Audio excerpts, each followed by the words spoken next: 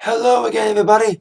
Hiac is here with my WWE Raw review for tonight, Monday, October 29th, 2012, the aftermath of Hell in a Cell, and also a first match made for Survivor Series, which makes this Raw very intriguing Raw tonight. Yes, 3 Hour Raw has been kind of a mixed bag lately, but we had really good tag matches this evening, especially one really good one as the one of the co-main events this evening.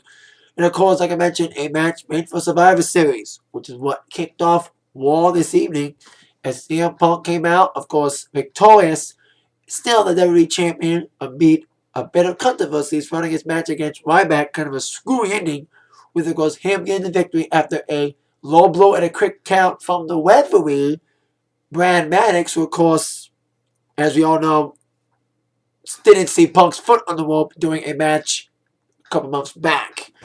So now he's, of course, not on Raw tonight, Mr. Maddox. And Punk said, of course, to kick off Raw tonight, he didn't have nothing to do with Brad Maddox's actions against Ryback, which caused, of course, Punk to get the victory last night. I don't believe that. But whereas Punk was, of course, talking about being champion for how many days and still being champ, besides Ryback, not giving Ryback a rematch, here comes, surprise, Mick Foley coming out, talking about Punk not solidifying his legacy, still being a pussy, blah, blah, blah, blah, blah, blah, not solidifying the tradition of Hell in a Cell. And Foley indeed laid down the gauntlet after that talk about challenging Punk to a traditional Survivor Series match, Team Foley against Team Punk. First match made for Survivor Series. I applaud WWE for the first match of Survivor Series to be announced, a traditional Survivor Series match, those that we don't see every day.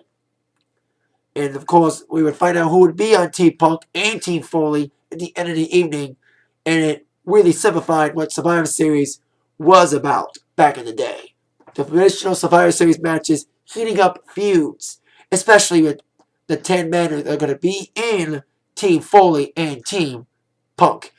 And a man who would become a really good candidate for that team would come out after Mick Foley would speak. Of course, the man who got royally screwed, and deservingly so, because he doesn't deserve the title yet, Ryback coming out, wanting to get his hands all over Punk, but Punk ran out before Ryback could get an inch on him. But despite Punk wanting, Ryback still had a person to take out his anger and frustrations on, as he would be the first match of the night against JTG. Where Ryback's mind, I bet you he thought JTG was indeed CM Punk.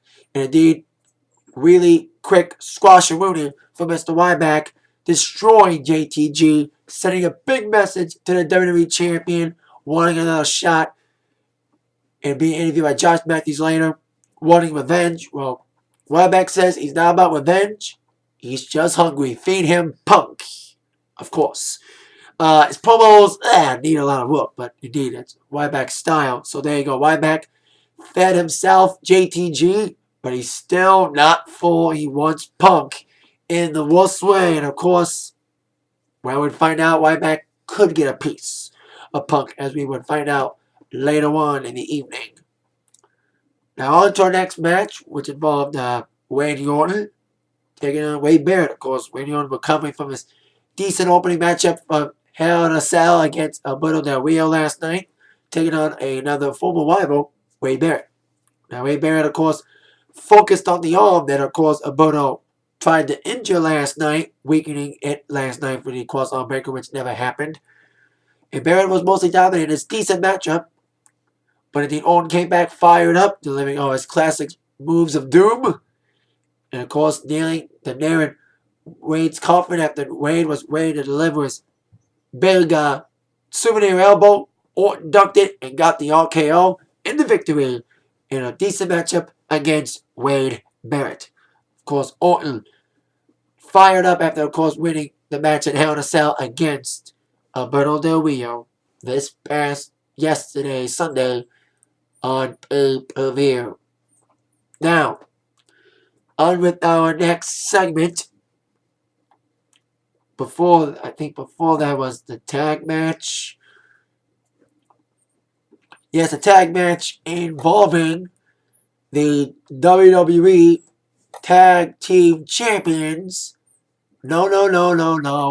Not in a rematch against Team World Scholars as I would have predicted. It would be against the primetime players recovering from their loss against Rey Mysterio and Sin Cara last night at Hell in a Cell. Once again, very impressive teamwork from team millions of dollars. Primetime players dominating most of the matchup. Kane and Bryan, after having their differences eroding again last night, of course, the differences would settle tonight, as of course tension between them heated up as blind tags galore throughout the evening, which ended, of course, Kane and Bryan getting double teamed a lot by primetime players until, of course, Kane came in like a house of fire before Daniel Bryan once again blanked out himself in after Kane seemingly had the victory at the choke slinging both Darren Young and Titus O'Neil. But it was Daniel Bryan who won the spotlight, delivering the no-lock to Darren Young after Kane did all the damage, giving himself the victory. Well, he would say himself the victory in his mind, because, of course, in his mind, Darren Young's mind, and also Kane's mind, they separately are the tag team champions. I'm the tag team champion. No, I'm the tag team champion. So despite the differences, Kane and Daniel Bryan, once again, combustible or not, gets the victory over primetime players, of course, non-title. Now on to our next segment, which involved AJ, Vicky Guerrero, and John Cena. Of course, before that, we saw AJ backstage trying to play to be back on the active roster as a WWE Diva. But till then, of course, the accusation running high. Vicky Guerrero claimed last night at the Hell in a Cell house show, pre-show, that she had new evidence that would show that Cena and AJ did have a relationship. So she would present the evidence to John Cena's face, not AJ's, of course. Vicky delivered evidence of John Cena talking about asking AJ out on a date. Maybe In-N-Out Burger. Cena was in a promo a few weeks back. Cena had an answer for basically every piece of evidence that Ms. Guerrero hinted at.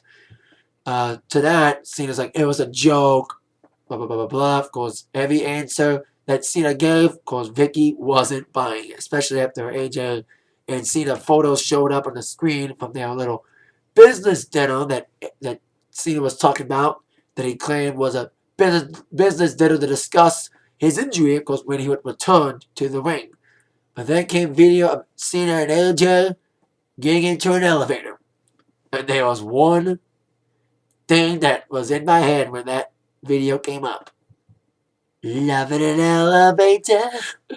Living it up when we're going down.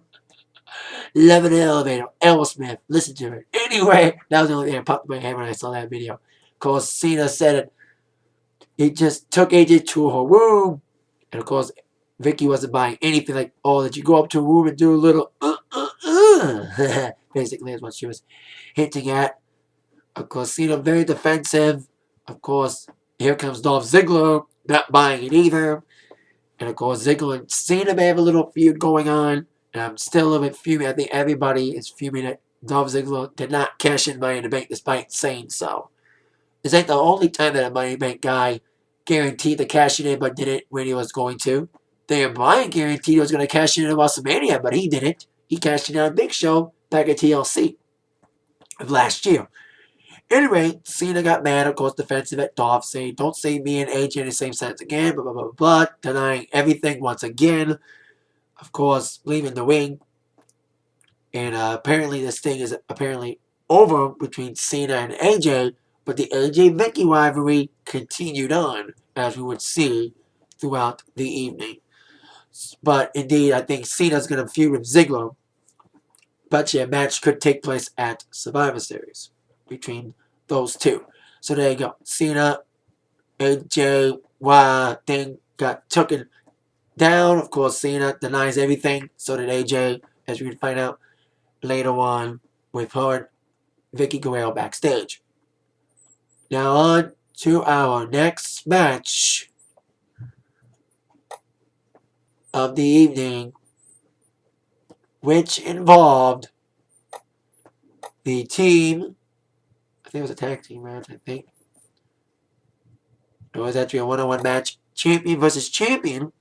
It was Antonio Cesaro, the United States champion, taking on Kofi Kingston, the Intercontinental champion, with the man who lost to Kofi Kingston last night at Hell in a Cell, The Miz, at ringside, doing commentary, and doing more than commentary, as we'll find out during this matchup.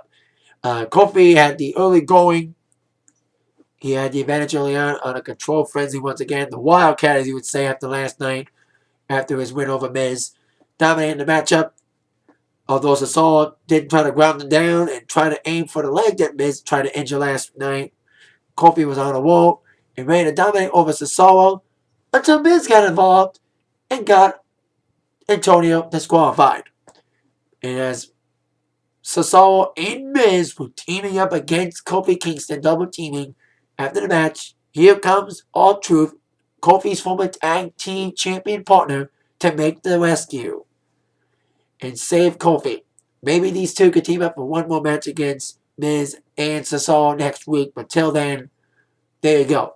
Kofi Kingston gets the win over on a disqualification in what could have been a great matchup, but ruined by The Miz. Hopefully, these two can wrestle again under a no DQ circumstance. Now on to our next match, which was a tag team match. This is why we've been building for the last couple of weeks, especially with Juan Santino and the three-man band, 3MB, as he and his partner, he being Santino, and his partner, my man, one of my favorites, despite him being silly, but I still like him anyway, Zack Ryder, woo woo woo, you know it, Team Cobra, teaming up against two halves, two quarters of the three-man band, the 3MB, Heath Slater, and Jinder Mahal, who I hate to say it, I was kind of impressed by him. They were really teaming up a lot, really quick tags, isolating Zack Ryder for most of the matchup, really dominant over the team at the beginning. But of course, Zack Ryder made the last minute tag to Santino after being isolated by both Jinder and Heath with great quick tags. Santino came in like a house of fire, doing all of his moves and ready to deliver the Cobra. But Drew McIntyre, who was at ringside, distracted Santino for a moment while Jinder was taking care of Ryder. And of course, got the finish from Heath Slater. 1, 2, 3. Heath Slater and Jinder Mahal, with a little help from the third member of the 3MB, took care of Zack Ryder and Santino. His three-man band, very impressive in their first major match as a team, especially two guys. Jinder and Heath, I very like their quick teamwork. And I like that we had a great number of tag team matches this evening. Of course, we had two thus far, involving, of course, the tag team champions against the primetime players. Of course, this match, Zack Ryder and Santino teaming up against the 3MB, well, 2MB. And we're going to have one more tag match later on in the evening. Now on to our next match, which involved AJ. Now, as I mentioned, AJ was backstage trying to get back her job on the active roster. Of course, after Cena denied his involvement, of course, he said that this whole thing surrounds Vicky and AJ. Of course, Vicky still mad at AJ for attacking her. That's what happened with AJ saying backstage, saying, Vicky, you're just accusing me because you hate me, blah, blah, blah, blah, blah, blah. I want my job as a diva again to wrestle.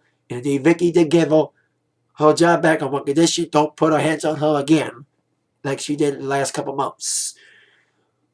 But to prove that she is a wettable diva again, Vicky Guerrero would put in AJ's path tonight the soon-to-be leaving, as we find out tonight, Beth Phoenix. I was very surprised because, of course, as we may have heard, Beth Phoenix's contract's up and Beth Phoenix is leaving. Well, after this match, indeed, we would see the last of Beth Phoenix. Was to be her last Raw match. As we, like I said, AJ, Beth Phoenix. Okay, typical divas. Beth was trying to get AJ fired up because AJ's had a pent-up frustration.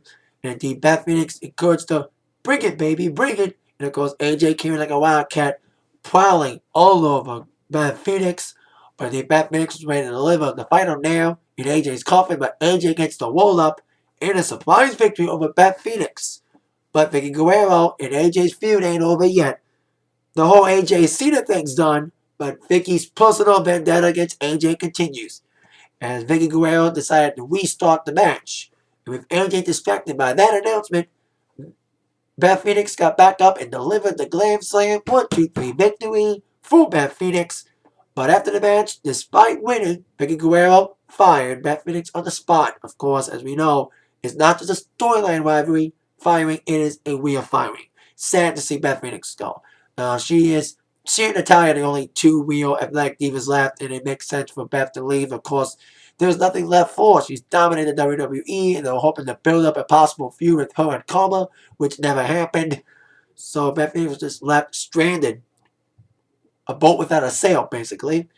So Beth Phoenix, good luck. I hate to say this, but good luck in your future endeavors. So there you go. Beth Phoenix in her final war match gets the victory over AJ with a little distraction from Vicky Guerrero, but gets fired anyway. Storyline and in real life. Now, we had a lot of matches tonight, which I'll give WWE credit for bringing a lot of matches despite having a after pay-per-view. Usually after pay-per-view walls suck. And this one didn't as much. Before I go on with the wall review, the crowd in North Carolina was a little better than the crowd in Atlanta. Atlanta sucked it. Even WWE officials hated it. And I noticed that throughout the evening on Hell in a Cell last night, and I mentioned this in my review, that the Atlanta crowd sucked. They really sucked it. So, there you go. After that, we had another match right after that, which was, in my mind, before match, we had a segment involving the now former World Heavyweight Champion, Sheamus, coming out despite losing, having a smile on his face. And indeed, they were trying to build up this Sheamus Big Show thing as the greatest thing ever. And they were having this up as the most intense title match ever as the world title match. It was intense for the last 5 minutes. The first 10 minutes was all shit. It was a shitty match until the last 5 minutes. That last minute fury of back and forth action with many brogue kick attempts, and of course 2 knockouts to nail Sheamus, and of course defeat Sheamus. Big Show did to win the World Heavyweight Championship. Of course, Sheamus came out despite losing on a happy face, wanted to fight Big Show yet again. And then, of course, here comes the Big Show. By the way, I like that sign. Well, it's the Big Slow. I like that sign. Remind me of when Rock said it for the first time. I love that. Anyway, Big Show came out saying, Sheamus, I'll give you credit. You gave me all you had. But despite giving you all, it wasn't enough to beat me because I am the new World Heavyweight Champion. You ginger snap. That was kind of a weird, funny, but... then, of course, Sheamus said, you really want to see a ginger snap? Of course, the ginger-headed Sheamus snapped and, of course, gave Big Show another right noise. Of course, Sheamus, Big Show, I bet you they'll probably have a rematch, probably at Survivor Series. So there you go. Sheamus delivered a big message to the new World Champion Big Show. Their feud, or in Sheamus' word, their war is not over yet. Now, on with the next match, in my mind, best match of war tonight. Very great tag team match. Team World Scholars, who I thought was going to get a rematch against Team Hell No tonight, instead had a rematch against the team they beat to get the title shot against Team Hell No last night. Rey Mysterio and Sin Cara. Despite, of course, the neck injury that could have happened with Sin Cara. Sin Cara, I was very surprised by him getting healthy and everything within 24 hours. Great tag team match. Great tag team action for both guys. Back and forth action. Very great tag team matchup. And these two teams really worked very well. They have great chemistry. Better than the match last week. The match last week was decent, but this match was way better. It was very fast-paced, especially with Mysterio and Sin Cara flying it up, dying up big time, and it seemed that Rey Mysterio and Sin Cara were going to indeed get the victory. But great teamwork from both Cody and Sandow saving each other's asses until, of course, Damien Sandow delivered his finishing move on the Rey Mysterio. Actually, Sin Cara 1-2-3 victory for Team World Scholars in a very, very great, fast-paced, back-and-forth tag team action, proving that the tag team division is indeed stronger than ever. Of course, tag team division has been a weak division for so long, and now they see the tag team division really rising up with great teams like Team Hell No, despite their combustibility, decent teamwork.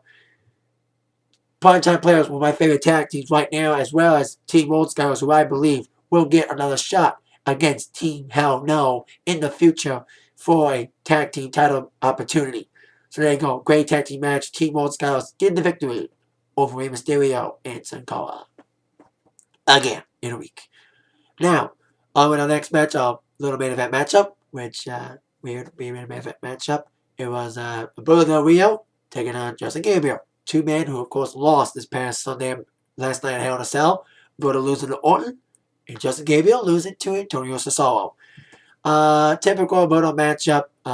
Gabriel tried his aerial moves. It was very impressive in this matchup, but of course, Roberto, once again, going for the arm, wiggling the arm, and of course, the arm got weak enough to indeed put Gabriel's arm in the cross-arm breaker and the victory for Alberto Del Rio. Once again, dominating over Justin Gabriel. Now on to our last segment of the night, which was Team Foley and Team Punk's reveals for the teams at Survivor Series and their traditional Survivor Series matchup. Now, I was predicting myself of who would be on Team Punk, besides Punk, of course. I predicted the four guys would be the Primetime Players, Dolph Ziggler, and The Miz. Well, I was 1 out of 4. Team Punk will comprise of CM Punk, The Miz, Rhodes Scholars, and Alberto Del Rio. So then Mick Foley introduces his team, which is the Intercontinental Champion, Kofi Kingston, the Tag Team Champions, Team Hell No, and Randy Orton. And assuming, we all assumed that Mick Foley would be the fifth guy. No, he's not. Foley would be just a bystander. As the fifth member of the team, Foley would be Ryback. So Ryback came out once again wanting to get his hands all over Punk. But once again, like we started Raw, Punk ended Raw by wanting out of the ring again before getting Ryback hands all over Punk as Team Punk got decimated by Team Foley in a big brawl, the end war, which ended, of course, Ryback destroying Cody Rhodes, sending another message to CM Punk. Now, I like this matchup because it's like a traditional Survivor Series matches back in the day were exciting when the pay-per-view Survivor Series were all about traditional main event, traditional Survivor Series matches. They were great because it built up feuds. Feuds got built by the Survivor Series. And yet, Ryback and Cena's feud's going to really develop after this Survivor Series match. Going to really heat things up despite everyone's dismissal of Ryback. And also, Punk team, of course, featuring The Miz, can continue his feud with Kofi before Miz can go on to bigger and better things as they're trying to push him again. Especially since he's on the Survivor Series poster. But hopefully they won't blame the buy rate on Miz again if this doesn't do well. And of course, Alberto Orton's feud can fuel up a little bit more. And of course, Team World Scholars, who I believe will get another tag team title shot against Team Hell No, will really heat up their feud against Team Hell No at Survivor Series. So this should be a great traditional Survivor Series matchup. Great they announced it first. So there you go. We have one match made for Survivor Series. Official 2 possible matches. Of course, Team Foley versus Team Punk. And I'm saying Sheamus will probably get a rematch against Big Show. And John Cena will probably face off against Dolph Ziggler. And before we ended, I forgot to mention that they had a little presentation to the Susan G. Komen Foundation for, of course, the donations of all the merchandise they sold with the pink hat and the pink shirt that Cena wore, like the Wise Above Cancer campaign, giving Susan G. Komen Foundation $1 million. That's kind of cool, though. So, there you go. That's how we end Raw. Before I go, I want to send a big thoughts and prayers out to everybody in the East Coast right now. Hurricane Sandy. Hope everyone's staying safe. Wind that storm out there. And that is it for my Raw review. Decent Raw going at the Hell in a Cell. Of course, great tag team match between Cody Rhodes and Sandow against Sin Cara and Mysterio. Of course, happy Survivor Series matches made. Traditional Survivor Series tag match. Hope they have another one, not just one. And at least the main event of the Survivor Series this year won't be a tag team match like last year with Miz and Truth against Rock and Cena. That's going to be 5-on-5 traditional elimination Survivor Series match. Baby, cannot wait for Survivor Series. With that in mind, you've all been attacked by this review from Zach. Thank you all very much for watching. See you all next time. See you later. Yeah.